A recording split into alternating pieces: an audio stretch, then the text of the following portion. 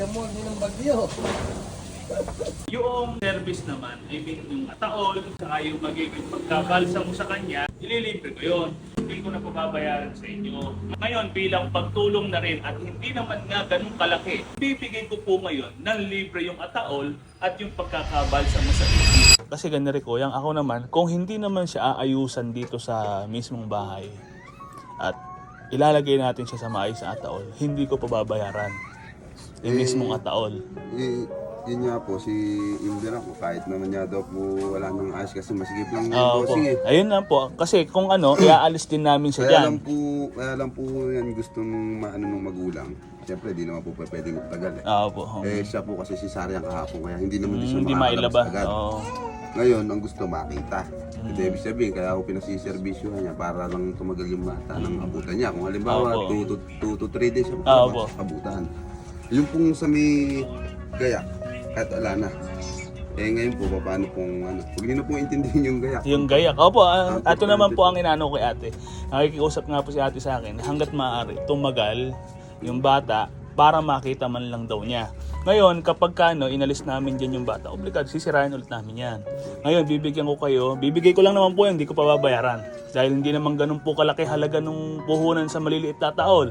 Ibibigay ko po ng libre yun, saka yung magiging balsa mo. Wala naman po problema ron. Kasi po unang-una, nagkakagastos. Ang naalala po ng biyanang ko, siyempre, sa kami hugot agad-agad ng mga pambayad sa gastusin. Sige po kuya, basta huwag kayong mag-alala kung yung ataol at yung pagkakabalsa mo sa bata, wala naman kayong babayaran doon. Sa ngayon, dadalhin po muna namin siya sa morgue, aayusin po namin doon, tapos pagkatapos doon, ibabalik namin dito. Ano po? Maraming salamat po. Sige po. Thank you na lang.